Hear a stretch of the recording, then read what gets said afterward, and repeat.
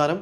സഭയും വിശ്വാസവുമായി ബന്ധപ്പെട്ട സമകാലിക വിഷയങ്ങൾ പലതും സഭാ സമൂഹത്തിൽ ആശങ്കയും ആശയക്കുഴപ്പങ്ങളും സൃഷ്ടിക്കുന്നുണ്ട്. ഉപദേശപരമായത്, സഭാപരമായത്, വിശ്വാസപരമായത്, ചരിത്രപരമായത്, ഇവയിൽ തെറ്റേത് ശരിയേത് എന്നുള്ളത്, സത്യമേത് മിഥ്യയേത് എന്നുള്ളത് പലപ്പോഴും വിശ്വാസികൾ തിരിച്ചറിയാതെ പോകുന്നു. പലപ്പോഴും പ്രേക്ഷകരുടെ മനസ്സിൽ പലതരം ചോദ്യങ്ങളുണ്ട്, എന്നാൽ അതിന് കൃത്യമായ ഉത്തരം ലഭിക്കുന്നില്ല. അത്തരത്തിൽ പ്രേക്ഷകർ ചോദിക്കാൻ ആഗ്രഹിക്കുന്ന ചില ചോദ്യങ്ങൾ, അവയ്ക്ക് ദൈവവചന അടിസ്ഥാനത്തിൽ ചരിത്രത്തിൻ്റെ നിലപാടുകളോടെ, ചരിത്രത്തിൻ്റെ പിൻബലത്തോടെ, സമകാലിക വിശകലനങ്ങളോടെ അതിനുള്ള ഉത്തരങ്ങൾ ഈ പരിപാടിയിലൂടെ സംപ്രേഷണം ചെയ്യാനാണ് ഞങ്ങൾ ആഗ്രഹിക്കുന്നത്.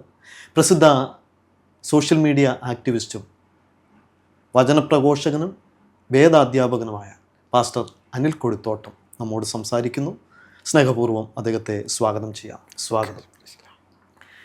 ഇക്കഴിഞ്ഞ നവംബർ 4 കത്തോലിക്ക സഭയുടെ വിശ്വാസ തിരുസംഘം ഒരു പ്രബോധന രേഖ പുറത്തുവിട്ടിരുന്നു. സഭയുടെ സഹരക്ഷകയല്ല യേശുക്രിസ്തുവിൻ്റെ മാതാവ് മറിയം എന്നും, മാധ്യസ്ഥയല്ലെന്നും, കൃപകളുടെ മാതാവല്ലെന്നും ഒക്കെ ഒരു പ്രബോധന രേഖ പുറത്തുവിട്ടിരുന്നു. മരിയഭക്തിക്കാരായ നിരവധി സഭാസ്ഥാനികൾ വിവിധ ന്യായീകരണങ്ങളായി ഒക്കെ രംഗത്ത് വന്നെങ്കിലും വത്തിക്കാൻ പുറത്തുവിട്ട സഭയിൽ ഒരു രക്ഷകനേ ഉള്ളൂ എന്ന് ഉറപ്പിച്ച് തന്നെ പറയുന്ന ഒരു വിശ്വാസരേഖയായിട്ടാണ് പ്രൊട്ടസ്റ്റൻ്റ് സമൂഹങ്ങളെല്ലാം, അല്ലെങ്കിൽ ബൈബിളിനെക്കുറിച്ച് ബോധമുള്ളവരെല്ലാം അത് മനസ്സിലാക്കിയത്. എനിക്ക് തോന്നുന്നു ആദിമസഭയിൽ അങ്ങനെ ഒരു ഭക്തി ഉണ്ടായിരുന്നില്ല. അതിനുശേഷം യേശുക്രിസ്തുവിനോളമോ അതിനപ്പുറവുമായ ഒരു ഭക്തി, മരിയ ഭക്തി ഉണ്ടാക്കിയെടുക്കുകയായിരുന്നു എന്നുള്ളതാണ് മനസ്സിലാക്കാനായിട്ട് കഴിയുന്നത്. എങ്ങനെയാണ് ക്രൈസ്തവ സഭയിലേക്ക് ഈ മരിയ ഭക്തി കടന്നു വന്നത്? ഇത് സംബന്ധിച്ച് ബൈബിൾ പറയുന്നത് എന്താണ്? ഞാൻ ഒരു കൺസർവേറ്റീവ് പെൻഡക്കോസ്റ്റൽ പശ്ചാത്തലത്തിലുള്ള ആളാണ്. ഈ സമൂഹത്തിൻ്റെ അകത്ത് നിന്ന് അതിന് പുറത്ത് ഏറ്റവും പ്രിയപ്പെട്ട ആളുകൾ ആരെന്ന് ചോദിച്ചാൽ അത് കാത്തലിക്സാണ്. അവരുടെ സേവന മനസ്ഥിതി, അർപ്പണബോധം, അച്ചടക്കം, അതിൽ കുറേ പ്രശ്നങ്ങളുണ്ട്. എന്നിരുന്നാൽ പോലും നിർഭാഗ്യമെന്ന് പറയട്ടെ, അവരുടെ ദൈവശാസ്ത്രത്തിൻ്റെ പ്രശ്നം, ഏറ്റവും വലിയ പ്രശ്നം, അത് ബൈബിൾ കേന്ദ്രീകൃതമല്ല എന്നതാണ്. ശ്ലൈഹികവുമല്ല. പക്ഷേ സഭ ഏകമാണ്, ശ്ലൈഹികമാണ് എന്നൊക്കെ പറയുമ്പോഴും എത്ര കണ്ട് അതങ്ങനെയാണെന്ന് അവർ പരിശോധിച്ചിട്ടുണ്ടെന്നുള്ളത് നമ്മൾ പഠിക്കേണ്ട വിഷയമാണ്. ഏറ്റവും ഒടുവിൽ ആദരണനായ മാർപ്പാപ്പ നവംബർ 4 പുറത്തിറക്കിയ ഈ പ്രസ്താവനയിലൂടെ ഏതാണ്ട് പൂർണ്ണമായും തന്നെ 90% ഈ മരിയഭക്തി സഭയ്ക്ക് പുറത്തായി കഴിഞ്ഞു. അതെ. പക്ഷേ മാർപ്പാപ്പയെന്നല്ല, ഇനി ആരിങ്ങനൊരു ഓർഡർ കൊണ്ടുവന്നാൽ പോലും അത് കത്തോലിക്ക സഭയ്ക്കകത്ത് വിജയിപ്പിച്ചെടുക്കാൻ പ്രയാസമാണ്. അതെ. കാരണം എങ്ങനെ കാത്തോലിക്ക സഭ മുമ്പ് പോയോ ഇതുപോലെ തന്നെ പോകണമെന്ന് നമ്മുടെ പ്രാദേശിക വികാരിമാർ, അച്ഛന്മാർ അനുശാസനം കൊടുത്തു കഴിഞ്ഞു.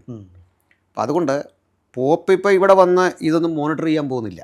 അതെ. അപ്പം ഇതേപടി തന്നെ പോകത്തുള്ളൂ. അവിടെ പ്രത്യേകിച്ച് മാറ്റം വരുന്ന എവിടെയെന്ന് ചോദിച്ചാൽ ജനങ്ങൾക്കിടയിൽ നല്ലൊരു കൺഫ്യൂഷൻ ഉണ്ടാക്കാൻ അദ്ദേഹത്തിൻ്റെ പ്രസ്താവനയ്ക്ക് സാധിച്ചിട്ടുണ്ട്. മറ്റൊന്ന്, ക്രൈസ്തവർ എന്നതിനേക്കാൾ ജനങ്ങൾ നിഷ്പക്ഷ ബുദ്ധിയെ പഠിച്ചാൽ കാത്തലിക്സ് മറിയ അനുഗാമികളാണ്. കാരണം അവരുടെ ക്രിസ്റ്റോളജി പോലും മറിയയിൽ കേന്ദ്രീകരിച്ചാണ്. അപ്പം മറിയയെ കേന്ദ്രീകരിച്ച മേരിയോളജി വിട്ടുകൊണ്ട് അവർ രൂപപ്പെടുത്തിയൊരു മേരിയോളജി വിട്ടുകൊണ്ട് അവർക്കൊരു ദൈവശാസ്ത്രം ഡെവലപ്പ് ചെയ്യാൻ കഴിയില്ല. ഇനി സാറ് ചോദിച്ചത്, ചരിത്രപരമായ ഒത്തിരി ഘട്ടങ്ങളിലൂടെയാണ് ഈ ഉപദേശം ഡെവലപ്പ് ചെയ്ത് വരുന്നത്. അത് പുരോഹിതന്മാർ തന്നെ സമ്മതിക്കുന്നുണ്ട്. പക്ഷെ ഇന്നിപ്പോൾ സംഭവിച്ചിരിക്കുന്നത്, ആഗോളതലത്തിൽ ബ്രസീൽ പോലെയുള്ള രാജ്യങ്ങളിലേക്ക് ഈ പ്രൊട്ടസ്റ്റൻ്റ് ക്രിസ്ത്യാനിറ്റി വളരെ വേഗം കടന്നുകൂടുന്നു. അതിലൊന്ന്, ഈ കരിസ്മാറ്റിക് മൂവ്മെൻറ്റുകൾ ഉണ്ടായതിൻ്റെ ഒരു ഭാഗിക ഉപഭോക്താക്കളായി പെന്തക്കോസ്റ്റൽ കമ്മ്യൂണിറ്റി മാറുന്നു. ഇത്തരം പ്രശ്നങ്ങളിൽ നിങ്ങൾ ഇതാണ് പോകാൻ കാരണമെങ്കിൽ പോകേണ്ടതില്ല, നമ്മൾ അങ്ങനെ അല്ല പറയുന്നത്, ഇതാണ് പറയുന്നത്. ഇനി ഇതുപോലെ കാണേണ്ട ഒരു കാര്യമാണ് ഐഡൽ വർഷിപ്പ്. ലോകത്തിലെ ഒരു ഐഡൽ വർഷിപ്പുകാരനും അത് ഐഡലാണെന്ന് സമ്മതിക്കില്ല.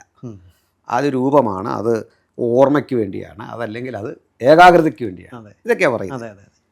എന്നാൽ അങ്ങനെയല്ല, കാര്യത്തോടെടുക്കുമ്പോൾ അത് ഐഡൽ തന്നെയാണ്. ഐഡലാണെന്ന് അനായാസനെ പ്രൂവ് ചെയ്യാം. അതിനുവേണ്ടി ചില പുരോഹിതന്മാർ പറയാറുണ്ട്, രൂപമുണ്ടാക്കാൻ പഴയ നിയമത്തിൽ പറഞ്ഞു. ഉദാഹരണം മറ്റേ പിച്ചള സർപ്പം, അതെ, പിന്നെ പെട്ടകത്തിൻ്റെ അടുത്ത് കെരൂബ്, പെട്ടകം, ഇതെല്ലാം. ഇങ്ങനെ അത് നമുക്ക് വിഗ്രഹങ്ങളെ ഉണ്ടാക്കാൻ, ഈ ദേവപ്രതിമകളെ ഉണ്ടാക്കാൻ, മരിയയുടെ ബിംബം ഉണ്ടാക്കാൻ, തിരുക്കുടുംബത്തെ ഉണ്ടാക്കാനുള്ള ആഹ്വാനമാണ് അതിൽ മറഞ്ഞിരിക്കുന്നതെങ്കിൽ ഏറ്റവും വലിയ വിഗ്രഹാരാധികളാകേണ്ടത് ജൂതന്മാരായിരുന്നു. അതെ, മോശയുടെ ഒക്കെ ഉണ്ടാക്കണമായിരുന്നു. അതെ, അല്ലെങ്കിൽ മറ്റേ ഇതിലൂടെ ഒരു ഐഡൽ വർഷിപ്പിലേക്ക് അവർക്ക് പോകാമായിരുന്നു. അതെ, അവർ അതിൽ നിന്ന് മാറിയിട്ടില്ല. അതെ. അപ്പോൾ കാത്തലിസിസത്തിലേക്ക് ഇങ്ങനെ കടന്നുകൂടാൻ കാരണം ഇതിൻ്റെ ഒരു റോമൻ പശ്ചാത്തലമാണ്. റോമൻ പാഗഡിസത്തിൻ്റെ സ്വാധീനം നന്നായി ഏതാണ്ട് 70% അത് വേണമെങ്കിൽ പറയാൻ സാധിക്കും. കാരണം ശ്ലീഹ പഠനങ്ങളോടോ യേശുവിൻ്റെ അധ്യയനങ്ങളോടോ കാതലായൊരു ബന്ധം കാത്തലിസിസത്തിൻ്റെ ദൈവശാസ്ത്രത്തിന് സ്ഥാപിച്ചെടുക്കാൻ കഴിയില്ല. പിന്നെ മറ്റൊന്ന്, ഗ്രീക്ക് ഫിലോസഫിയോട് കാട്ടിയ അമിതമായൊരു കൂറാണ്. ഗ്രീക്ക് തത്വചിന്തയിലൂടെ ബൈബിളിനെ ഇൻ്റർപ്രിറ്റ് ചെയ്യാൻ ശ്രമിച്ചതാണ് ഒരു പരാജയം. അത് ഭയങ്കരമായിട്ട് കാണേണ്ടതാണ്. അപ്പോൾ ഈ ഒരളവ് വരെ ഗ്രീക്ക് ഫിലോസഫിയായിട്ട് ബൈബിളിലെ പല കാര്യങ്ങൾക്ക് ബന്ധമുണ്ടെങ്കിലും ഈ ഗ്രീക്ക് തത്വചിന്ത ഒന്ന് ബൈബിളിനെ വിഴുങ്ങുക എന്ന് പറഞ്ഞാൽ എങ്ങനെ നോക്കും? അല്ലെങ്കിൽ കൃത്യവിശ്വാസത്തെ വിഴുങ്ങുക എന്ന് പറയുന്നത് ഭീകരമാണ്. അപ്പോൾ ഈ ഒരു പരിസ്ഥിതി അതിനകത്ത് നിലനിൽക്കുന്നുണ്ട്. പിന്നെ ബിബ്ലിക്കലി മരിയഭക്തി പറഞ്ഞാൽ നമ്മൾ വളരെ കൃത്യമായൊരു സ്റ്റാൻഡിലാണ് നമ്മുടെ ദൈവശാസ്ത്ര വീക്ഷണം പോകുന്നത്. ആൾ പറയുന്നത് ഈ പെന്തക്കോസ്റ്റൽ സമൂഹത്തിന് ദൈവശാസ്ത്രം ഇല്ലെന്നാണ്. പക്ഷേ ഞാനതിനെ മറ്റു രീതിയിൽ കാണും. പ്രിൻ്റ് ചെയ്യപ്പെട്ട ബുക്കും ഈ പ്രബോധന ഗ്രന്ഥങ്ങളും അതുപോലെ തന്നെ നമ്മൾ കാറ്റക്കിസം ഇതൊക്കെ കാത്തലിസിനുണ്ട്. പക്ഷേ അതിൻ്റെ ഫോളോവേഴ്സും ആ പുസ്തകമായിട്ടൊരു ബന്ധമില്ല. അതിൻ്റെ ഫോളോവേഴ്സ് എങ്ങനെ പണ്ട് ചർച്ച പോയോ അതുപോലെ തന്നെ പോവാണ്. അല്ലെങ്കിൽ നേർച്ച നടത്തുന്ന ഏർപ്പാടുകൾ, മറ്റ് എല്ലാ തരത്തിലെ ദുരാചാരങ്ങളും അനാചാരങ്ങളും അവിടെ നിലനിൽക്കുകയാണ്. പുസ്തകം അതിനൊന്നും വേണ്ട വിധത്തിൽ പിന്തുണയ്ക്കുന്നില്ല. അത് കുറേ റിജിഡാണ്. എന്നാൽ നേരെ തിരിച്ച് നമ്മുടെ ഒരു കാര്യം, നമുക്കങ്ങനെ എഴുതപ്പെട്ടൊരു ദൈവശാസ്ത്രം വായിച്ച അറിവുകൾ നമ്മുടെ വിശ്വാസികൾക്ക് കുറവാണ്. ഇപ്പോൾ പാസ്റ്റേഴ്സും ഒക്കെ പഠിച്ചിട്ടുണ്ട്. പക്ഷെങ്കിൽ നമ്മുടെ കമ്മ്യൂണിറ്റി ഈ പാസ്റ്റേക്കാൾ സ്ട്രോങ്ങാണ്. അവർക്ക് എന്ത് വേണ്ട, വിഗ്രഹം എന്താണ്, ഈ മീഡിയേഷൻ ആരോട്, ഇത് നമ്മളെക്കാൾ കൃത്യമറിയാം. അതിൻ്റെ ഒരു ചെറിയ ഭാഗത്തെങ്കിലും നമ്മൾ അതിനെ അതിജീവിച്ചു പോകുന്നു, ട്രസ്പാസ് ചെയ്യുന്നത് കണ്ടാൽ ആ പാസ്റ്റർ പേരിൽ സഭ തന്നെ പറയും ഇദ്ദേഹത്തെ വേണ്ട. അപ്പോൾ നമ്മളല്ലേ ഇവിടെ സ്ട്രോങ് ആയിട്ടുള്ളത്. പിന്നെ ബിബ്ലിക്കലി നോക്കിയാൽ ഈ മറിയത്തോടുള്ള പ്രാർത്ഥനയോ ഇതിനൊന്നും അടിസ്ഥാനമില്ല, പ്രഥമ ദൃഷ്ട്യാ തള്ളിക്കളയാം. അതുകൊണ്ട് മറ്റു പല രൂപത്തിൽ ന്യായം പറഞ്ഞവർ വരികയാണ്. ഇപ്പോൾ ഒരു എക്സാമ്പിൾ പറഞ്ഞ് ഞാൻ അത് കൺക്ലൂഡ് ചെയ്യാം.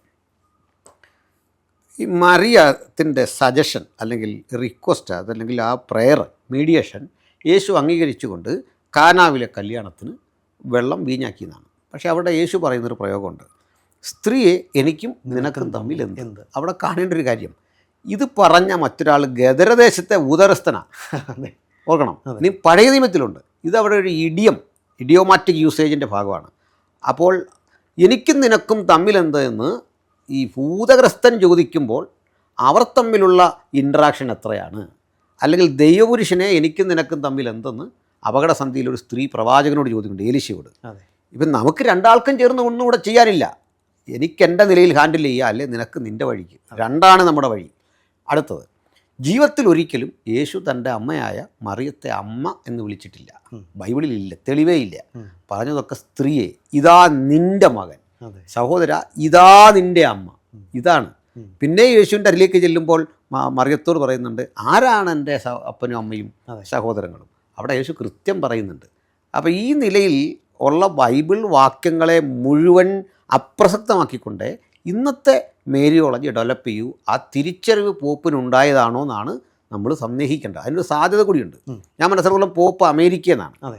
ഒരു പ്രൊട്ടസ്റ്റന്റ് സ്വാധീനമുണ്ട്, ഇവാഞ്ചലിക്കൽ ഗ്രൂപ്പുകളുടെ ബന്ധമുണ്ട്. അപ്പോൾ അത് അദ്ദേഹം അതുകൊണ്ട് ബൈബിൾ വായനയിൽ കൂടുതൽ ഗൗരവതരമായ പഠനം കൊടുക്കുകയും ഈ എഡ്ജ് ചെയ്ത് നിൽക്കുന്ന പ്രശ്നം ശ്രദ്ധയിൽപ്പെടുകയും തനിക്കുള്ള അധികാരം ഉപയോഗിച്ചുകൊണ്ട് അത് ജനങ്ങളിൽ എത്തിക്കാമോ എന്ന് നടത്തിയ ഒരു ശ്രമമായിട്ട് മാത്രം ഇതിനെ കണ്ടാൽ മതി. ഓക്കെ. അപ്പോൾ തന്നെ ഈ കാലാകാലങ്ങളിൽ എനിക്ക് തോന്നുന്നു AD 391 ഈ ഒരു കാലഘട്ടത്തിലാണ് ആദ്യമായി ഈ യേശുവിൻ്റെ അമ്മയായ മറിയത്തെ ദൈവമാതാവ് എന്ന് വിശേഷിപ്പിക്കുന്നത്. അതിനുശേഷം പിന്നീട് അതിൻ്റെ ഓരോ പടികളിലേക്ക് വരികയായിരുന്നു. നിത്യകന്യക, അമലോത്ഭവ, സ്വർഗാരോപിത, ഇങ്ങനെ പല ഇതിലേക്ക് വന്നു. അപ്പം ഏത് രീതിയിലാണ് ഇവർ ഇങ്ങനെ ഈ മാതാവിന് ഇത്ര വലിയ പ്രാധാന്യം കൊടുത്തത്? അതായത് ബൈബിളിൽ ഇല്ലാതിരിക്കെ ഇവരിങ്ങനെ ഒരു സംഭവം കൊണ്ടുവരാനുള്ള കാരണം എന്തായിരിക്കും? അത് വലിയൊരു തെറ്റിൽ നിന്ന് രൂപപ്പെടുന്ന, അതായത് സഭയുടെ പ്രബോധനാധികാരം കത്തോലിക്ക സഭ ഉപയോഗിക്കുന്നത്. അതായത് സഭയാണ് ബൈബിൾ തന്നത്, അത് തെറ്റായൊരു പ്രയോഗമാണ്. ഇനി സഭ തന്നു എന്ന് പറയുമ്പോൾ ഈ തരുന്ന രൂപത്തിലാണോ? കാരണം സെയിൻറ്റ് പോളും പീറ്ററും ഒക്കെ ആത്മപ്രചോദിതരായി, അല്ല കമ്മിറ്റി കൂടിയല്ല തീരുമാനം. അപ്പോൾ ഇനി നമുക്കൊരു കമ്മിറ്റി പോലെ കാണാൻ പറ്റുന്ന ഒരു കാര്യം ആക്ട്സ് ചാപ്റ്റർ 15 ആണ്. ഫസ്റ്റ് സുന്നോദോസ് എന്നൊക്കെയാണ് പറയുന്നത്. ആ പദം നമ്മൾ അങ്ങനെ തന്നെ ഉൾക്കൊള്ളാം. പക്ഷെ അവിടെ തീരുന്നെങ്ങനെ അറിയോ? എന്ന് ഞങ്ങൾക്കും തോന്നി, പരിശുദ്ധാത്മാവിനും തോന്നി, ഇതാണ് പ്രയോഗം. അപ്പോൾ അതിന് ഒരു കമ്മിറ്റി തീരുമാനത്തിനപ്പുറത്തേക്ക്, അത് മുതിർന്ന ചില ആളുകളുടെ അനുശാസനം എന്നതിനപ്പുറത്തേക്ക് അതിന് പോലും വാല്യൂ ഇല്ല. അപ്പോൾ ആത്മാവിൻ്റെ ഗൈഡൻസ് അനുസരിച്ചാണ് പോകേണ്ടത്. അപ്പോൾ പൗലോസ് എഴുതുന്നു, പത്രോസ് എഴുതുന്നു, കർത്താവിൻ്റെ വാക്കുകൾ മത്തായിയും മാർക്കോസും ഒക്കെ സുവിശേഷങ്ങളാക്കുന്നു. ഇതെങ്ങനെ സഭ എന്ന് പറയുന്ന ഒരു ഓർഗനൈസേഷൻ തന്നതാകും? ഇനി അങ്ങനെ ആണെങ്കിൽ തന്നെ അത് കാത്തലിക് സഭയാണോ? അതും പരിശോധിക്കേണ്ട കാര്യമാണ്. അത് ക്ലെയിം മാത്രമാണ്. അടുത്തത്, ഈ പ്രബോധനാധികാരമുണ്ട് എന്ന് പറയുമ്പോൾ അതിൻ്റെ അപ്രമാദിത്വം പരിശോധിക്കുമ്പോൾ ഈ സഭ തെറ്റുപറ്റുന്ന മനുഷ്യരുടെ കൂട്ടമാണ്. തെറ്റുപറ്റാവുന്ന മനുഷ്യർ, തെറ്റുപറ്റാത്തവനെ ആരാധിക്കാൻ കൂടിയ സ്ഥലമാണ്. തെറ്റുപറ്റാമെന്ന് ഞാൻ പറഞ്ഞത് ദുർവ്യാഖ്യാനം ചെയ്യരുത്. കാരണം മനുഷ്യനാണ് കൂടുന്നതെങ്കിൽ അവിടെ തെറ്റും സംഭവിക്കാം, ശരിയും ഉണ്ടാകാം. ഒരു എക്സാമ്പിളാണ്, നമ്മുടെ പത്രോസിൻ്റെ പല നീക്കങ്ങളെ പൗലോസ് വിലക്കുന്നു. അവനോട് ഞാൻ കർശനമായി അഭിമുഖമായി എതിർത്തുന്നു എന്നാണ് പത്രോസിനോട്. ഒരു നാഴിക പോലും ഞാൻ അവർക്ക് വഴങ്ങിക്കൊടുത്തില്ല. ഇതെല്ലാം സഭയ്ക്കകത്തെ ദൈവമക്കളാണ്. അപ്പോൾ അവർക്ക് ഇത് രണ്ടുപേരും കൂടെ പ്രബോധിപ്പിച്ചാൽ ആർക്കായിരിക്കും പ്രബോധനാധികാരം? ആ അധികാരം തുറന്ന് ഇങ്ങനെ പോവാണോ? അപ്പോൾ ചർച്ച് കാലാകാലങ്ങളിലായി ചിലത് പറയും, അതാണ് ഉപദേശം എന്ന് പറയുമ്പോൾ ആദിമസഭ കൈക്കൊണ്ടതും അവരെടുത്തതുമായ തീരുമാനങ്ങളെ കടകം മറിക്കാൻ സഭയ്ക്ക് അധികാരമുണ്ടോ? ഒരു പുരോഹിതൻ കഴിഞ്ഞ ദിവസം പ്രൊട്ടസ്റ്റൻറ്റും കാത്തലിക്സും തമ്മിലുള്ള വ്യത്യാസം പറയുന്നിടത്ത് പറയുന്നുണ്ട്, ബൈബിൾ കർത്താവ് ഇങ്ങനെ വിളിച്ചിരുത്തി ഡയറിയിൽ എഴുതിച്ചോ? ഒന്നുമില്ലെന്ന് ഞാനും വിശ്വസിക്കുന്നു. അങ്ങനെ ഒന്നും ചെയ്തിട്ടില്ല. പക്ഷേ അന്നത്തെ സംഭവങ്ങളുടെ ഈ റെക്കോർഡില്ലെങ്കിൽ ഇന്ന് കാണുന്ന ഡിസിപ്ലിൻ കത്തോലിക്ക സഭയ്ക്കുള്ളിൽ ഉണ്ടാവില്ല. അപ്പോൾ ആ റെക്കോർഡ്സ് യാഥാർത്ഥ്യമാണ് എന്ന് അവരും വിശ്വസിക്കുന്നു. അതിന് പുറത്തിറങ്ങാൻ നിങ്ങൾക്കാരാണ് അനുമതി തന്നത്? ഏത് സഭയുടെ ഏത് കാര്യമാണെങ്കിലും ക്രിസ്തുവിനോട് ഏറ്റവും ഒട്ടു നിൽക്കുന്ന, അടുത്ത് നിൽക്കുന്ന സ്ലീഹന്മാരോടും സഭാപിതാക്കന്മാർ, church fathers and apostolic fathers, ഇത്രയും ഒരു ന്യൂക്ലിയസ്, അതിൻ്റെ നടുവിലുള്ളത് ക്രിസ്തുവാണ്. ഇതിനെ വിട്ട് ഈ തീരുമാനത്തിൻ്റെ പുറത്തേക്ക് ഇറങ്ങാൻ സഭയ്ക്ക് കഴിയില്ല. ക്രിസ്തുവിൻ്റെ സഭയ്ക്ക് കഴിയില്ല, ദൈവസഭയ്ക്ക് കഴിയില്ല. അപ്പോൾ അങ്ങനെ വന്നപ്പോൾ ഈ കാലാകാലങ്ങളിലായി മറിയെ കേന്ദ്രീകരിച്ചൊരു ദൈവശാസ്ത്രം രൂപപ്പെടുന്നു. അങ്ങനെ യുക്തിയെ അമിതമായി പ്രയോഗിക്കുന്നു. അതിലെ ഒരു വസ്തുത എന്ന് പറഞ്ഞാൽ കത്തോലിക് സഹോദരന്മാരുടെ ഒരു പ്രശ്നം. ഇപ്പോൾ നിങ്ങൾ പരിണാമ സിദ്ധാന്തത്തെ പറ്റി ചോദിക്കുക, പ്രൊട്ടസ്റ്റൻ്റ് സഭകൾ അത് സിദ്ധാന്തം പോലെ കാണുന്നുള്ളൂ. അതായത് സൃഷ്ടിയെക്കുറിച്ചുള്ള ഒരു കാഴ്ചപ്പാട്, ഒരു തെസീസാണ്. പക്ഷേ അവരതിനെ ശാസ്ത്രമായി കാണുകയും അതാണ് കറക്റ്റെന്ന് പറയാൻ ശ്രമിക്കുകയും ചെയ്യുന്നു. അവിടെ യുക്തിയാണ് ഉപയോഗിക്കുന്നത്.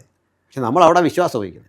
മറിയുടെ വിഷയത്തിൽ വരുമ്പോൾ ഇതിനകത്തൊട്ട് യുക്തിയില്ല, അല്ലെങ്കിൽ ഒരു വിശുദ്ധനായി പ്രഖ്യാപിക്കുന്ന കാര്യത്തിലൊന്നും ഒരു ലോജിക്കുമില്ല. ഈ വ്യഞ്ചരിക്കുന്ന കാര്യം ഇതിലൊന്നും ഒരു ലോജിക്കും അവർ ഉപയോഗിക്കുന്നില്ല. അപ്പോൾ ലോജിക്ക് ദൈവികമായ ഗുണപരമായ ക്രിയേറ്റീവായ ഒരു കാര്യത്തിൽ ഉപയോഗിക്കാതിരിക്കുകയും തെറ്റായൊരു കാര്യത്തെ സ്ഥാപിക്കാൻ ലോജിക്കിൽ അമിത പ്രാധാന്യം കൊടുക്കുകയും ചെയ്യുന്നതുകൊണ്ടാണ് ഈ സംഭവിക്കുന്നത്. ഇപ്പോൾ ഒരു എക്സാമ്പിൾ, മറിയം ഈ വിശുദ്ധ പേടകമാണ്. കാരണം എന്താണ്? യേശുവിനെ പോലൊരു വിശുദ്ധനെ ഉൾക്കൊണ്ട സ്ഥലമാണ്. അപ്പോൾ അത് ഹോളിയാണ്. മാത്രമല്ല ദൈവമാതാവാണ്. അപ്പം ഞാനൊരു ചോദ്യം ചോദിച്ചിട്ടുണ്ട്, ഈ ദൈവം എന്ന് പറഞ്ഞാൽ ക്രൈസ്തവന് പിതാവും പുത്രനും പരിശുദ്ധാത്മാവും, ഈ മൂന്ന് പേരുടെ അമ്മയാവുമോ? അതിൽ ഒരാളുടെ അമ്മയാവുമോ? അത് അങ്ങനെയെങ്കിൽ ആദ്യനും അന്ത്യനുമായി നിലനിൽക്കുന്ന ആത്യന്തികനായ ക്രിസ്തുവിൻ്റെ അമ്മയാകുമോ? അങ്ങനെയെങ്കിൽ അമ്മ എന്ന് പറയുന്ന സങ്കല്പം അതിന് മുമ്പാകുമെങ്കിൽ ഈ തൃത്വത്തോടൊപ്പം ചേർത്ത് വെക്കാമോ? 100,000 ലോജിക്ക് ഇപ്പുറത്ത് കിടക്കുകയാണ്. അടുത്തൊരു കാര്യം കൂടെ, ഒരു സഹോദരൻ ഞങ്ങളുടെ ചർച്ചയിൽ ചോദിച്ചാണ്, യൂട്യൂബിൽ അത് കിടപ്പുണ്ട്. ഈ യേശുവിനെ പോലെ വിശുദ്ധനായ സർവശക്തനായ സർവജ്ഞാനിയായ ഒരാളെ ഗർഭം ധരിച്ച് പ്രസവിക്കണമെങ്കിൽ ഈ വിളനിലം അതുപോലെ ശുദ്ധമായിരിക്കണം, സർവശക്തി, സർവജ്ഞാനം, സർവ്വവ്യാപിത്വം എല്ലാം ഉണ്ടാകണം. ഇത് യോഗ്യത മറിയുടെ അമ്മയ്ക്കും ബാധകമാണ്. മറിയുടെ വല്യമ്മച്ചിക്ക്, ഒരു പരമ്പരയ്ക്ക് മുഴുവൻ ബാധകമാണ്. അതൊന്നും സസ്റ്റെയിൻ ചെയ്യുന്ന ഒരു വാദമേ അല്ല. അത് ലോജിക്കാണെങ്കിൽ പോലും അതവിടെ തള്ളിപ്പോവും. അപ്പം നമുക്കിവിടെ എടുക്കേണ്ടത്, മറി ഇതുപോലെ ദൈവമാതാവും ഇങ്ങനെയൊക്കെയുള്ള അപരിമേയമായ കഴിവുള്ള ആളായിട്ട് ഒറ്റ സ്ലീഹനും തിരിച്ചറിയുന്നില്ല. ബാക്കിയും യഹൂദനെ വിട്ടേക്ക്, ഒറ്റ സ്ലീഹനും ഇത് തിരിച്ചറിയുന്നില്ല. സ്ലീഹന്മാരാരും തിരിച്ചറിഞ്ഞ് ഇവരെ അങ്ങനെ പൂജിക്കുന്നതൊന്നുമില്ല. ഈ കാണിക്കുന്ന കോലാഹലങ്ങൾക്ക് ന്യായീകരണം പറയാൻ ഒരു സിംഗിൾ വേർഡ് അവർക്കില്ല. അതാണൊരു കാര്യം. അടുത്തൊരു കാര്യം കൂടെ, ഈ മറിയത്തെ ഇങ്ങനെയാണ് കാണേണ്ടതെങ്കിൽ ഒരു സജഷൻ തരാം ഇവർക്ക്. ഒരു സജഷൻ ഇല്ല, ഒരു മാതൃകയും നമ്മുടെ മുമ്പിലില്ല. പിന്നുള്ളൊരു കാര്യം, വിശുദ്ധ മറിയം, നമുക്ക് വിശുദ്ധ മറിയം എന്ന് പറയാൻ ഒരു മടിയില്ല. പരിശുദ്ധ എന്ന പദം ഉപയോഗിക്കില്ല, അത് ദൈവത്തിന് മാത്രമാണ്. അപ്പോൾ വിശുദ്ധ മറിയത്തെ വിശുദ്ധ മറിയമായിട്ട് കാണാൻ പ്രൊട്ടസ്റ്റൻറ്റുകൾക്ക് ഒരു ബുദ്ധിമുട്ടുമില്ല. അവർ വീണ്ടും കുഞ്ഞുങ്ങൾക്ക് ജന്മം കൊടുത്തു എന്ന് പറയുന്നതും ഒരു വിശുദ്ധ കർവായിട്ടാണ് കാണുന്നത്. മക്കൾ ഭർത്താവിന് വേണ്ടി മക്കളെ പ്രസവിക്കില്ല, എന്താ തെറ്റ്? ഇതെല്ലാം മാറ്റി നിത്യ കന്യകയാക്കുന്നു. ഇതെല്ലാം ആരോപിക്കപ്പെടുന്ന കാര്യങ്ങളാണ്. ഇത് കാലഘട്ടങ്ങളിലൂടെ ഉണ്ടാക്കിയെടുത്ത കുറേ ആശയങ്ങളാണ്. പരിണിതഫലമായിട്ട് സഭയിൽ യേശു ക്രിസ്തുവിനേക്കാൾ പ്രാധാന്യം മറിയയ്ക്ക് കൈവന്നു. അതെ. അപ്പോൾ അതിലെ ഒരു അപകടം അവർ തിരിച്ചറിഞ്ഞു. അതിലെ ഒരു കാര്യം എന്ന് പറഞ്ഞാൽ, ഇപ്പോൾ ഒരാൾ ക്രിസ്തുവിനെക്കുറിച്ച് ആക്ഷേപിച്ച് സംസാരിച്ചാൽ അതിലൊരു കാത്തലിക് സുഹൃത്തിനും ഒരു സഹോദരനും ചോര തിളക്കില്ല. അവൻ ശാന്തമായിട്ടങ്ങ് പോകും. ഈശോയെക്കുറിച്ച് പറഞ്ഞാൽ ഈശോ നിന്നോട് ക്ഷമിക്കട്ടെ, അതാ വേണ്ടത്, കറക്റ്റാണ്. മറിയത്തെയാണ് പറയുന്നതെങ്കിൽ അടി ഉറപ്പാണ് അവിടെ. ഭയങ്കര പ്രക്ഷുബ്ധാവസ്ഥ ഉണ്ടാകും. അത് ഇനി സോഷ്യൽ മീഡിയയിലാണെങ്കിൽ വളരെ മ്ലേച്ഛമായ വിധത്തിൽ അതിനോട് അവർ പെരുമാറും. അപ്പോൾ ആക്ച്വലി അമ്മ ആരാണ്? പിന്നെ അവരുടെ അമ്മ എന്ന് പറയുന്ന ഈ സങ്കല്പം ആരാണ്? അത് ക്രിസ്തുവിനേക്കാൾ മീതയായി പ്രാക്ടിക്കലി വരുന്നു. അതിപ്പോൾ ഒരു കത്തോലിക്ക അച്ഛൻ സമ്മതിച്ചു തരികയില്ല. അവരിങ്ങനെ അതിങ്ങനെ ന്യായീകരിച്ച് നിൽക്കും. പക്ഷേ പ്രാക്ടിക്കലി അമ്മ തന്നെയാണ്, അല്ലെങ്കിൽ പരിശുദ്ധ മാതാവെന്ന് അവർ വിളിക്കുന്ന വിശുദ്ധ മറിയമാണ് അവർക്ക് ഒന്നാം സ്ഥാനത്ത്. പിതാവിനും പുത്രനും പരിശുദ്ധാത്മാവിനും ഒക്കെ അവിടെ താഴെ പ്രാക്ടിക്കലി സ്ഥാനമുണ്ട്. അതാണ് സത്യം. ക്രിസ്തു ഏകരക്ഷകൻ എന്ന ഈ സത്യം യഥാർത്ഥത്തിൽ ഇവരുടെ ഒരു വൈദികൻ, അദ്ദേഹത്തിൻ്റെ ഒരു വീഡിയോ ക്ലിപ്പ് അതിനോട് ചേർന്ന് ഇറങ്ങി വന്നിട്ടുണ്ട്. അപ്പോൾ അദ്ദേഹം പറഞ്ഞു, നമ്മുടെ സഭയിൽ മരിയ ഭക്തി വളരെ കൂടുകയും ക്രിസ്തുവിനോടുള്ള ഭക്തി താഴുകയും ചെയ്തു. അതിനുള്ള ബന്ധത്തിലാണ് ഇങ്ങനെ ഒരു സംഭവം വന്നിരിക്കുന്നതെന്നൊക്കെ വളരെ വ്യക്തമായിട്ട് കൃത്യമായ ഒരു ചിത്രം അതിനെക്കുറിച്ച് അദ്ദേഹം തന്നിരുന്നു. കത്തോലിക്ക സഭയിൽ ഈ വിഷയവുമായി ബന്ധപ്പെട്ട് നേരത്തെ പറഞ്ഞു എങ്കിലും ചോദിക്കുന്നു, ഒരു ചെറിയ മാറ്റത്തിനെങ്കിലും സാധ്യതയുണ്ടോ ക്രിസ്തുവിനെ കുറെ ഉയർത്തുവാൻ, അല്ലെങ്കിൽ ക്രിസ്തുവിനെ ദൈവമായി തന്നെ നിലനിർത്തുവാൻ? മരിയ ഭക്തിക്ക് അത് രണ്ടാം സ്ഥാനത്തേക്ക് പോകാനുള്ള സാധ്യതയുണ്ടോ? അതിനകത്തൊരു കാര്യം, ഈ സംഭവം ഇരിച്ചാൽ നാൾക്ക് മുമ്പ് മറ്റൊരു പുരോഹിതൻ, ധ്യാനം നടത്തുന്ന ഒരു കത്തോലിക്ക പുരോഹിതൻ, അദ്ദേഹം ഇതേ കാര്യം പറയുന്നുണ്ട്. പറഞ്ഞപ്പോൾ ഞാൻ മനസ്സിലാക്കുന്നത് അദ്ദേഹത്തെ വിളിച്ച് ശാസിച്ചു. ശാസിച്ചു കഴിഞ്ഞപ്പോൾ അദ്ദേഹം തന്നെ തിരുത്തി. പിന്നെ ഭയങ്കര മറിയഭക്തനായിട്ടാണ് വരുന്നത്, ശക്തമായിട്ട് വരികയാണ്. കാരണം അതില്ല എങ്കിൽ അവർക്ക് നിലനിൽക്കാൻ കഴിയില്ല. എന്നാൽ ക്രിസ്തു കേന്ദ്രീയമായ ക്രിസ്റ്റോസെൻട്രിക്കായ ഒരു മാനസികാവസ്ഥയിലേക്ക് അവർ വരുന്നത് അപകടമാണ്. അതിൻ്റെ കാരണം അങ്ങനെ വന്നു പോയാൽ ഇത് ഓട്ടോമാറ്റിക്കായിട്ട് പിന്നെ ആരും ഉപയോഗിക്കാതെ വരും. അത് വലിയൊരു പ്രശ്നമാണ്. അതുകൊണ്ട് പരിധി വിട്ടാൽ പ്രോത്സാഹിപ്പിക്കപ്പെടുകയില്ല. പിന്നെ ഈ സംഭവം ആ പുരോഹിതനെ പോലുള്ള ആളുകൾ ബോണഗെയിൻ അനുഭവമുള്ള ധാരാളം പേര് കാത്തലിക് ഉണ്ട്. അവരിൽ നിന്നാണ് ആ ചിന്ത രൂപപ്പെട്ടു വരുന്നത്. അപ്പോൾ വീണ്ടും ജന്മം പ്രാപിച്ച ദൈവമക്കൾ അവിടെ ധാരാളമുണ്ട്. അവർക്ക് ഈ മാറ്റത്തെക്കുറിച്ചും ഇതിനെ ഐഡൽ വർഷിപ്പിനെയൊക്കെ എതിർക്കുന്ന ധാരാളം മനുഷ്യരവിടെ ഉണ്ട്. അതാണ് ഇവർ നിശബ്ദരാകും. ചിലർ ഉപയോഗിക്കുന്നൊരു പദമുണ്ട്, കാര്യം ഞങ്ങൾ കത്തോലിക്കരാണെങ്കിലും എന്ന് പറഞ്ഞിട്ട് പറയാറ്. അപ്പോൾ അവർക്ക് തന്നെ അറിയാം അതിനകത്ത് എന്തോ ഒരു അപാകത ഉണ്ട്. ഞാൻ ഈ കൊണ്ടു നടക്കുന്ന കാര്യത്തിൽ എന്തോ ഒരു കുറവ് നിൽക്കുന്നു എന്ന് ഒരു ബോധ്യം അവർക്കുണ്ട്. നമ്മുടെ പ്രേക്ഷകരിൽ സാധാരണക്കാരായ കത്തോലിക്കരാണ്. സാധാരണക്കാരായ ചിലർ ഉന്നയിച്ച ഒരു ചോദ്യമാണ്, ഒരു സംശയമാണ് ഞാനിപ്പോൾ ഈ ചോദ്യമായിട്ട് ചോദിച്ചത്. കൃത്യമായ ഒരു ഉത്തരമാണ്. നിശ്ചയമായിട്ടും ബൈബിളിലേക്ക് അവർ മടങ്ങി വരട്ടെ, യേശു ക്രിസ്തുവിലേക്ക് അവർ മടങ്ങി വരട്ടെ. അത് എനിക്ക് തോന്നുന്നു ലോകത്ത് ഏതാണ്ട് അവരവകാശപ്പെടുന്നത് 140 കോടിയോളം കത്തോലിക്കർ ഉണ്ടെന്നാണ്. അപ്പം ദൈവം അവരെ കാണുന്നു, അവരെ സ്നേഹിക്കുന്നു. അപ്പം ഞാൻ മനസ്സിലാക്കുന്നത് ഈ കാലഘട്ടത്തിൽ നല്ല വീക്ഷണശാലിയായ ഒരു ധൈര്യശാലിയായ ഒരു മാർപ്പാപ്പ രംഗത്ത് വന്നു, ലിയോ 14. അദ്ദേഹത്തിൻ്റെ ധൈര്യത്തെ പ്രശംസിക്കേണ്ടിയിരിക്കുന്നു എന്ന് തന്നെയാണ്. അതെ. കാരണം യേശുക്രിസ്തു ഏകരക്ഷകൻ, നമ്മുടെ സഭയ്ക്ക് അല്ലെങ്കിൽ നമുക്ക് ഏകരക്ഷകൻ ലോകത്തുള്ളത് യേശുക്രിസ്തു ആണെന്ന് വ്യക്തമായി ശക്തമായി തന്നെ അദ്ദേഹം പറഞ്ഞു വെച്ചു. ചരിത്രത്തിൽ എന്നും അദ്ദേഹം ഓർമ്മിപ്പിക്കപ്പെടും. തീർച്ചയായിട്ടും. അതുപോലെ നമ്മൾ നേരത്തെ ഇടയ്ക്ക് സംസാരിച്ചായിരുന്നു ഈ ത്രിയേകത്വം. പലരുടെയും ഒരു സംശയമാണ്, ഈ ത്രിയേകത്വം എന്ന് പറയുന്നതിനകത്ത് യാഥാർത്ഥ്യമുണ്ട്. നമ്മൾ യേശുക്രിസ്തുവിനെ മാത്രം വിളിച്ചാൽ പോരെ, അല്ലെങ്കിൽ യഹോവയെ മാത്രം വിളിച്ചാൽ പോരെ, പരിശുദ്ധാത്മാവ് എന്ന് പറയുന്ന ഒരു ദൈവമുണ്ട് എന്നൊക്കെയുള്ള ധാരാളം സംശയങ്ങളുണ്ട്.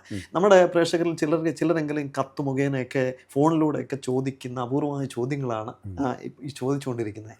ഈ ത്രിയേകത്വം അതിന് വ്യക്തമായി ഒന്ന് പറഞ്ഞു കൊടുക്കാനായിട്ട് കഴിയും? അതായത് നിങ്ങൾ വിശ്വസിക്കുന്നത് ബൈബിളാണെങ്കിൽ ത്രിയേകത്വമേ വിശ്വസിക്കാൻ പറ്റും. അപ്പം ഞാൻ എന്തുകൊണ്ട് ത്രിയേക വിശ്വാസി അയച്ചാൽ ബൈബിൾ അതാണ് പഠിപ്പിക്കുന്നത്, ആ കൃത്യം പഠിപ്പിക്കുന്നത്, കൃത്യതയുണ്ടതിന്. പക്ഷെ ആ പർട്ടിക്കുലർ വേർഡ് ഒരു സാങ്കേതിക ആവശ്യമാണ്. ബൈബിളിൽ ഇല്ലാത്തൊരു വാക്കാണ് ബൈബിളെന്ന്. അതെ. 1382 മാത്രം വന്ന വേർഡാണ് ബൈബിൾ. John Wycliffe. അതിനു മുമ്പ് ആ പദമില്ല. ഇതേപോലെ തിരുവത്താഴം, ഈ പദം ബൈബിളിലില്ല. സർവ്വവ്യാപി, ഈ പദം ഇല്ല. പക്ഷേ ഇതൊക്കെ ക്രിസ്ത്യൻ വിശ്വാസത്തിൻ്റെ നിഘണ്ടുവിൽ കൃത്യമായ അനിവാര്യതയോടെ കടന്നുകൂടണം. കാരണം അത് ഈ ആശയമെല്ലാം ബൈബിളിലുണ്ട്. അപ്പോൾ എന്നതുപോലെ ഈ ത്രിയേകത്വം എന്താണെന്ന് എന്നോടൊരാൾ ചോദിച്ചു, ഒറ്റവാക്കി ചോദിച്ചാൽ അത് എന്നെ പഠിപ്പിച്ച ആരാധിച്ചാലും പറയാൻ ക്രിസ്തുവാണ്. കാരണം എന്താ? പിതാവ്, പുത്രൻ, പരിശുദ്ധാത്മാവ്, അതാണ് ത്രിയേകത്വം.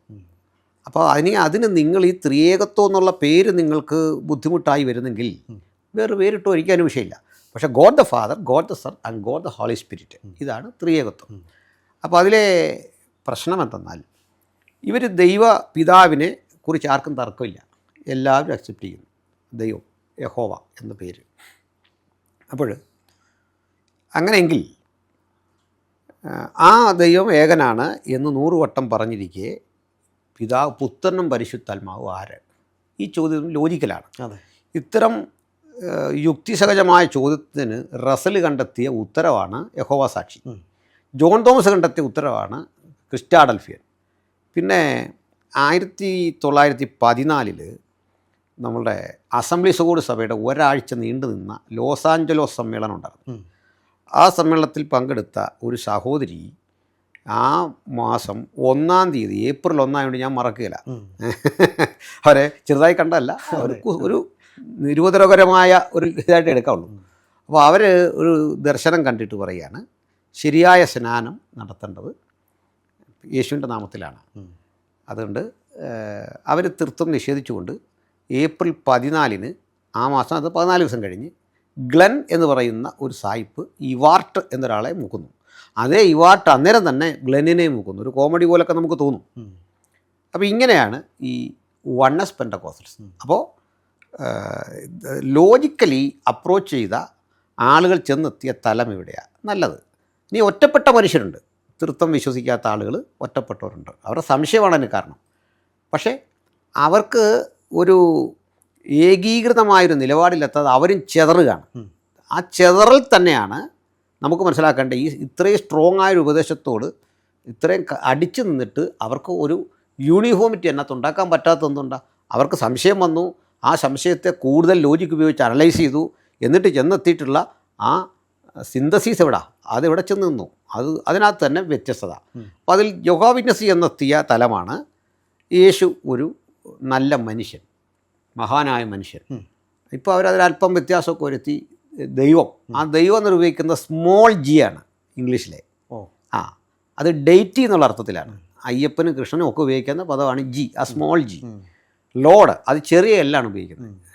ദൈവത്തിന് ഉപയോഗിക്കുന്ന ക്യാപിറ്റൽ ലോഡ് ഉപയോഗിക്കില്ല. അപ്പോൾ ഇത് ഒരു സാധാരണ മനുഷ്യനെ പെട്ടെന്ന് തെറ്റിക്കും. ഞങ്ങളും വിശ്വസിക്കുന്നു ദൈവമാണ്, പക്ഷേ not equal to God the Father, അങ്ങനെ വിശ്വസിക്കുന്നില്ല. അവിടെ വണ്ണസ് പെൻറ്റക്കോസ്റ്റൽസും യഹോവ വിറ്റ്നസും തമ്മിൽ അവിടെ ക്ലാഷ് ഉണ്ട്. കാരണം അവർ പറഞ്ഞ യേശു തന്നെയാണ് ഗോഡ് ദ ഫാദർ. അവിടെ വ്യത്യാസം, അതാ വ്യത്യാസം. അവർക്ക് യൂണിറ്റേറിയന്മാരിൽ തന്നെ അത്തരത്തിൽ യോജിപ്പില്ല. ഇനി ഈ ഞാൻ എന്തുകൊണ്ട് ട്രിനിറ്റി ബിബ്ലിക്കലാണെന്ന് പറയാൻ കാരണം, അത് 3 വ്യക്തികളാണ് എന്ന് പറയാൻ നമുക്ക് വചനമുണ്ട്. 3 ആളത്വം. എന്നോട് കേട്ട പിതാവിൻ്റെ വാഗ്ദത്തം. ഇനി മനുഷ്യാത്മാവിനെ പറ്റി പറയുമ്പോൾ അത് മുകളിലോട്ട് പോവോ താഴോട്ട് പോവോ? ദൈവാത്മാവിനെ പറ്റി പറയുമ്പോൾ അവൻ നൗണ് മാറുകയാണ്. അവൻ സകല സത്യത്തിലും, അവനാലല്ലോ നിങ്ങൾ വീണ്ടെടുപ്പിൻ നാളിന് മുദ്രയിട്ടിരിക്കുന്നത്. ഇനി പരിശുദ്ധാത്മാവ് ഒരു വ്യക്തിയാണ്, പിതാവ് ഒരു വ്യക്തിയാണെന്ന് തർക്കമില്ല, പുത്രൻ ഒരു വ്യക്തിയാണ്. ഇവർ 3 തന്നെ നിൽക്കുന്ന ഭാഗങ്ങൾ കൃത്യം ബൈബിളിലുണ്ട്. അതിന് യേശുവിൻ്റെ സ്നാന സമയത്ത് പിതാവ് ഒരു ശബ്ദം കേൾക്കുന്നു പിതാവിൻ്റെ, പുത്രൻ ജലാശയത്തിൽ നിൽക്കുന്നു, പരിശുദ്ധാത്മാവ് പ്രാവെന്ന പോലെ ഇറങ്ങി വരുന്നു. ഈ 3 പേരുടെയും സന്നിവേശം. പിന്നെ അത്യുന്നതൻ്റെ ശക്തി നിൻ്റെ മേൽ നിഴലിടും, പരിശുദ്ധാത്മാവ് നിൻ്റെ മേൽ വരും, ഒരു പുരുഷപ്രജ, God the Father, God the Son, God the Holy Spirit. ഇത് വേറിട്ട് തന്നെ പറയുകയാണ്. ഞാൻ പോകാഞ്ഞാൽ നിങ്ങൾക്ക് പ്രയോജനമില്ല, പോയി കഴിഞ്ഞാൽ കാര്യസ്ഥനെ അയച്ചു തരും. സത്യത്തിൻ്റെ ആത്മാവെന്ന് പേരായ മറ്റൊരു കാര്യസ്ഥനെ, ആർട്ടിക്കിൾ മാറി, ഇത് താൻ തന്നെ വരുമെന്നോ പിതാവ് വരുമെന്നോ അല്ല, മറ്റൊരു കാര്യസ്ഥനെ അയച്ചു തരും. അപ്പോൾ 3 പേഴ്സൺസ് എന്ന് പറയാൻ വാക്യങ്ങൾ ഇഷ്ടം പോലെ. ഇനി ഈ ഈക്വലൻ്റ് ആണ് അവരെന്ന് പറയാൻ കാരണം എന്താ? അവരുടെ എന്തോ അതിന് തുല്യത അല്ലേ? അതെ. അതിന് പറയാൻ വാക്യമുണ്ട്. അതല്ലേ നമ്മൾ ഫിലിപ്പിലെത്തി പറയാം, ദൈവത്തോടുള്ള സമത്വം മുറുകെ പിടിക്കണമെന്ന് വിചാരിക്കാതെ. ദാസരൂപം. പിന്നെയും പറയാണ്, അവൻ നിത്യതയിൽ പിതാവ് പുത്രൻ പിതാവിന് കീഴടങ്ങിയിരിക്കും. കീഴടങ്ങേണ്ടി വരുന്നതുകൊണ്ടാണ്, ഈക്വൽ ആയതുകൊണ്ടാണ്. ഇപ്പം ഞാൻ നരേന്ദ്രമോദിക്ക് കീഴടങ്ങി എന്ന് പറയേണ്ട കാര്യമില്ല, അങ്ങനെയാണ്. കാരണം അത് പ്രൈം മിനിസ്റ്ററാണ്. അതെ. ആ സിസ്റ്റത്തിൽ ഞാൻ താഴെയാണ്. അതെ. ഈക്വലായ രണ്ടുപേര് കീഴടങ്ങണം. ആ കീഴടങ്ങുന്നു. അല്ല, പിതാവ് പിടിച്ച് കീഴടക്കല്ല, അല്ല, പുത്രൻ കീഴടങ്ങുന്നു. അപ്പോൾ അവർ ഈക്വലാണ്. പിന്നെ ഇനി തെളിവ് തരുന്ന വാക്യങ്ങൾ പിന്നെയുണ്ട്. അത് സാറ് പ്രത്യേകം ശ്രദ്ധിക്കണം. ഇത്തരം ആളുകൾ വന്ന് പെട്ടെന്ന് പൊട്ടിത്തകരുന്ന, അല്ല അവരെന്തെങ്കിലും പറഞ്ഞ് തടി തപ്പുന്നൊരു ഭാഗമാണ് എബ്രായർ ലേഖനം 1-ാം അധ്യായം. ആ 1-ാം അധ്യായം 8, 9, 10 വാക്യങ്ങൾ എടുത്തു കൊടുത്താൽ മാത്രം ഇത്രയും വലിയ ഉപദേശ സംഹിത പൊട്ടിപ്പോവും. അപ്പോൾ അവർ പറയും, അതിൽ ലേഖനത്തിൽ ആരാണ് എഴുതി, ആ ലേഖനത്തിന് എന്താ അധികാരിയാണ്, നേരെ അങ്ങോട്ട് പോവാണ്. അപ്പോൾ അത് അവർക്കിത് അഫോർഡബിൾ അല്ല എന്ന് തിരിച്ചറിഞ്ഞു. എക്സാമ്പിൾ ആ വാക്യം ഇങ്ങനെയാണ്: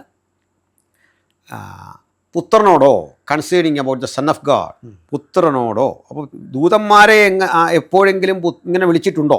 ഇല്ലല്ലോ എന്ന് പറഞ്ഞിട്ട് പറയാണ്. പക്ഷെ പുത്രനോടോ, പിതാവ് പറയാണ്, unto the Son of God, God the Father says unto the Son of God. Son of ഗോഡിനോടോ സൺ ഓഫ് ഗോഡിനെ കുറിച്ചോ പറയുകയാണ്, ദൈവമേ നിൻ്റെ സിംഹാസനം എന്നും എന്നേക്കുമുള്ളത്. ദൈവമേ നീ പൂർവ്വകാലത്ത് ഭൂമിക്ക് അടിസ്ഥാനം വിട്ടു. ആകാശം നിൻ്റെ കൈകളുടെ പ്രവൃത്തി. അവ നിലനിൽക്കും, അവ നശിക്കും, നീയോ നിലനിൽക്കും. നിൻ്റെ സംവത്സരങ്ങൾ അവസാനിക്കയില്ല. നീ അനന്യൻ. പിതാവ് പുത്രനെക്കുറിച്ച് ഇത്രയും വലിയ സാക്ഷ്യം പറയുക, അതാണ് സത്യം. ഇനി നമ്മൾ വെളിപ്പാട് പുസ്തകത്തിലേക്ക് മൊത്തം തൃത്വത്തിൻ്റെ നല്ല പ്രകാശനം കിടക്കുക. അപ്പോൾ അവിടെ അങ്ങനെ വരുന്ന സന്ദർഭങ്ങളിൽ നമ്മൾ ലോജിക്ക് എന്നതിനേക്കാൾ ബിബ്ലിക്കലായി വിഷയത്തെ സമീപിക്കണം. നിങ്ങൾ if you approach Trinity biblical, നിങ്ങൾ ബിബ്ലിക്കലായിട്ടാണ് അപ്രോച്ച് ചെയ്യുന്നതെങ്കിൽ ഈസി ആയിട്ട് മനസ്സിലാവും. അപ്പോൾ അതിൽ വരുന്നത് ഈ ഗണിത പ്രശ്നം പൂരിപ്പിക്കാനുള്ളൊരു പ്രയാസം ലോജിക്കലി പറ്റാ വരുന്നു. അപ്പോൾ തന്നെ അതിലെ ഈ ട്രിനിറ്റേറിയന്മാർ ചെന്ന് പെടുന്നൊരു സ്ഥലമുണ്ട്. അപ്പോൾ God the Father, God the Son, God the Holy Spirit. അപ്പോൾ അവിടെ 3 പേരില്ലേ, അത് നമ്മൾ ഇൻറ്റു ഇട്ടൊക്കെ പഠിപ്പിക്കുന്നവരുണ്ട്. ഞാനോട്ടത് ക്ലാസ് എടുത്ത് കഴിഞ്ഞാൽ ക്ലാസ് എല്ലാം നന്നായിരുന്നു, പക്ഷേ അവിടെ നല്ലൊരു ഐഡിയ ഉണ്ട്. 1+1+1 എന്ന് പറഞ്ഞാൽ മതി എന്ന് പറഞ്ഞു. അങ്ങനെയാണെങ്കിൽ ഹിന്ദുക്കൾ 33 കോടി ദൈവത്തെ 1+1+ എന്ന് പറഞ്ഞ പോലെ ഒരു ദൈവമാക്കാം. അതെ, അത് സസ്റ്റെയിൻ ചെയ്യുന്ന വാദമല്ല. അപ്പോൾ അവിടെ എന്താണെന്ന് വെച്ചാൽ ഈ 3 പേർ തന്നെയാണ്, 3 പേഴ്സൺസ് ഇൻ 1 എസൻസ്. 3 പേഴ്സൺസിന് 1 എസൻസ് ആകാം, ഒരു പ്രശ്നമില്ല. അതിൻ്റെ കാരണം ഈ പൂർണ്ണത എന്നതിനെക്കുറിച്ച് പറയുന്നത്, നമ്മളിപ്പോൾ ഒരു ഗ്ലാസ്സിൽ വെള്ളം എടുക്കുക, ആ ഗ്ലാസ്സിൽ നിന്ന് അല്പം വെള്ളം എടുത്തു മാറ്റിയാൽ എടുക്കുന്നതും പൂർണ്ണമായിരിക്കണം, കിടക്കുന്നതും പൂർണ്ണമായിരിക്കണം. ഇതിനാ പൂർണ്ണതയെന്ന് പറയുന്നത്. ഇത് എടുത്തു മാറ്റിക്കഴിഞ്ഞാൽ രണ്ടും പൂർണ്ണമല്ല. അപ്പോൾ എടുത്തതെന്തോ അതും പൂർണ്ണമാകണം, കിടക്കുന്നതെന്തോ അതും പൂർണ്ണമാകണം. അപ്പോൾ ദൈവത്തിൻ്റെ പുത്രൻ എന്ന് പറഞ്ഞാൽ പൂർണ്ണന, ദൈവവും പൂർണ്ണന, ദൈവത്തിൻ്റെ ആത്മാവും പൂർണ്ണന. അല്ലെങ്കിൽ ഇവർ പറയട്ടെ അത് അപൂർണതയിലുള്ളതാണെന്ന് പറയട്ടെ, അപ്പോൾ തീർന്നു, നടക്കില്ല. അപ്പോൾ പൂർണ്ണമായതിൻ്റെ സവിശേഷത എന്താ? സർവശക്തി, സർവ്വവ്യാപനം, ഇതൊക്കെ നമുക്ക് കാൽക്കുലേറ്റ് ചെയ്യാൻ വയ്യ. ദൈവത്തെ മെറ്റീരിയലായിട്ട് എടുക്കുന്നതുകൊണ്ടായി സംഭവിക്കുന്നത്. ദൈവം ആത്മാവാകുന്നു ചിന്തിക്കുമ്പോൾ 3 പേഴ്സൺസിന് ഒന്നാകാം. മെറ്റീരിയൽ വെക്കാൻ ഇടം വേണ്ടേ, ഒരു മെറ്റീരിയൽ. നമ്മൾ ചിലപ്പോൾ പെടാറുണ്ട്, നമ്മൾ എടുക്കപ്പെട്ട സഭ എവിടാ, അത് ഈ ചോദിക്കുന്നവൻ്റെ മനസ്സിൽ എൻ്റെ നിങ്ങളുടെ ശരീരം കണ്ടിട്ടാണ് എവിടാന്നൊരു ചോദ്യം. മധ്യാകാശം ഓണാൻ അപ്പുറത്താണെന്നൊരു ചോദ്യമില്ല. കാരണം ഇത് മെറ്റീരിയൽ അല്ല. മെറ്റീരിയൽ അല്ലാത്തതുകൊണ്ട് ടൈമിനും സ്പേസിനും വിധേയമല്ല. ടൈമിനും സ്പേസിനും മാറ്ററിനും വിധേയമല്ലാത്തതുകൊണ്ട് 3 പേഴ്സൺസിന് ഒന്നാകാം, ഒരു പ്രശ്നവുമില്ല. ആവശ്യം വരുമ്പോൾ 3 ആകാം. കാരണം എന്താ? ക്രിസ്തു മെറ്റീരിയൽ ആകുന്നു, ഒരു പദാർത്ഥം എടുത്തു വരുന്നു, മാംസം എടുത്തു വരുന്നു. അപ്പോൾ നമുക്ക് വിസിബിലിറ്റി ഉണ്ട്. പരിശുദ്ധാത്മാവ് പ്രാവുന്ന രൂപത്തിൽ വന്നത് അവർക്ക് തൽക്കാലത്തേക്കൊരു വിസിബിലിറ്റി കൊടുത്തു. ദൈവ സാന്നിധ്യം പിതാവിനാൽ അറിയപ്പെട്ടു. വെളിപ്പാട് ദിവസത്തിലേക്ക് വരുമ്പോൾ ഇതൊക്കെ കറക്റ്റ് പ്രകടമാണ്. അപ്പോൾ ബിബ്ലിക്കലിയാണ് അപ്രോച്ച് ചെയ്യുന്നതെങ്കിൽ ലോജിക്കലി ചില ഇഷ്യൂസ് ഉണ്ടെങ്കിൽ പോലും ഈ ലോജിക്കൽ ഇഷ്യൂ ഇതിന് മാത്രമല്ല. നരകം ഉണ്ടെന്ന് എങ്ങനെയാണ് തെളിയിക്കുന്നത്? സ്വർഗ്ഗം ഉണ്ടെന്ന് എങ്ങനെയാണ് തെളിയിക്കുന്നത്? പിശാച് ഉണ്ടെന്ന് എങ്ങനെയാണ് തെളിയിക്കുന്നത്? അപ്പോൾ ഇങ്ങനെ 100,000 പ്രശ്നങ്ങൾ മെറ്റാഫിസിക്കൽ വേൾഡിനെ കുറിച്ചുണ്ട്. അത് ട്രിനിറ്റിയിൽ മാത്രം ആരോപിച്ച് മാറുകയാണ്. ഒരു കാര്യം പറയാം, ഈ ഒരാളാണെന്ന് പറയുന്ന വാദത്തിനുള്ളൊരു മറുപടി ഞാൻ ഒത്തിരി ക്ലാസ് എടുത്തിട്ടുണ്ട്, പ്രേക്ഷകരത് കണ്ടാൽ മതി. എന്നാൽ ഏറ്റവും പ്രധാനം യോഹന്നാൻ 5:22 പറയുകയാണ്, ന്യായവിധി എല്ലാവരും പിതാവിനെ ബഹുമാനിക്കുന്നത് പോലെ പുത്രനെയും ബഹുമാനിക്കണം. അതിന് പിതാവ് ന്യായവിധി ചെയ്യുന്നില്ല, പുത്രനെ ഏൽപ്പിച്ചു. ഇപ്പോൾ 2 ആക്ടിവിറ്റി കാണാം. നെഗറ്റീവാണ് ഒന്ന്, പോസിറ്റീവാണ്. ഒന്ന് ചെയ്യുന്നില്ല, ഒന്ന് ചെയ്യുന്നു. അപ്പോൾ ഇത് രണ്ടും ഒരാളാകുന്നത് എങ്ങനെ? അതെ. രണ്ട് പേർക്കേ അത് പറ്റുള്ളൂ. ഞാൻ ചെയ്യുന്നില്ല, മറ്റൊരാൾക്ക് കൊടുക്കുന്നത് കറക്റ്റാണ്. ഞാൻ ചെയ്യുന്നില്ല, ഞാൻ ചെയ്യുമെന്ന് പറഞ്ഞാൽ എങ്ങനെ നോക്കും? അപ്പോൾ അവിടെ 2 പേഴ്സൺസിൻ്റെ സാന്നിധ്യം കറക്റ്റ് ഉണ്ട്. പിന്നെ പരിശുദ്ധാത്മാവിന് നേരെയുള്ള ദൂഷണം ക്ഷമിക്കില്ല, പുത്രൻ ക്ഷമിക്കുന്നുണ്ട് അല്ലേ? അതെ. അപ്പോൾ ഇതെല്ലാം തരുന്നത് 3 പേഴ്സൺസ്. പിന്നെ അതിലെ എസൻസ് ഒന്നാണെന്നുള്ളത് ദൈവികതയാണ്, ഡിവിനിറ്റിയാണ്. അപ്പോൾ കമ്പാറ്റബിളി കംഫർട്ടബിളായൊരു സോണെന്ന് പറഞ്ഞാൽ ട്രിനിറ്റേറിയന്മാരുടെ തന്നെയാണ്, വണ്ണസിൻ്റെയോ യഹോവ വിറ്റ്നസിൻ്റെയോ അല്ല. പ്രിയപ്പെട്ട പ്രേക്ഷകർ അറിയിച്ച 2 ചോദ്യങ്ങൾ, അതിനുള്ള ഉത്തരമാണ് നമ്മൾ കേട്ടുകൊണ്ടിരുന്നത്. ഒന്ന് നമ്മൾ കേട്ടു, യേശുക്രിസ്തുവിൻ്റെ അമ്മ മറിയം സഭയുടെ സഹരക്ഷകയാണോ? കത്തോലിക്ക സഭയുടെ നേതൃത്വം എന്തുകൊണ്ടാണ് അത് പറഞ്ഞത്? വിശുദ്ധ ബൈബിൾ അതേക്കുറിച്ച് എന്താണ് പറയുന്നത് എന്നുള്ളതാണ് നമ്മൾ കേട്ടത്. രണ്ടാമത് നമ്മൾ കേട്ടു ത്രിയേകത്വം. പലപ്പോഴും പലരിൽ നിന്നും കേട്ടിട്ടുള്ള ഒരു കാര്യമാണ്. യഥാർത്ഥത്തിൽ യഹോവയെ വിളിച്ചാൽ പോരെ, അല്ലെങ്കിൽ യേശുവിനെ വിളിച്ചാൽ പോരെ, അല്ലെങ്കിൽ പരിശുദ്ധാത്മാവിനെ വിളിച്ചാൽ പോരെ എന്നൊക്കെ പലരും വ്യത്യസ്തമായിട്ട് ചോദിക്കുന്നുണ്ട്. ത്രിയേകത്വത്തിൻ്റെ ആവശ്യമുണ്ടോ എന്ന് ചോദിക്കുന്നവരുണ്ട്. അവർക്കുള്ള മറുപടിയാണ് നമ്മൾ ഈ മുഖാമുഖത്തിൽ രണ്ടാമത് കേട്ടത്. നിശ്ചയമായിട്ടും ഏകദേശം നിങ്ങൾക്ക് ഈ വിഷയങ്ങളെക്കുറിച്ചൊരു ധാരണയായിട്ടുണ്ട് എന്ന് ഞങ്ങൾ വിശ്വസിക്കുന്നു. ഈ അഭിമുഖം തുടരുകയാണ്. 2ാം ഭാഗത്തിൽ വീണ്ടും കാണാം. നമസ്കാരം.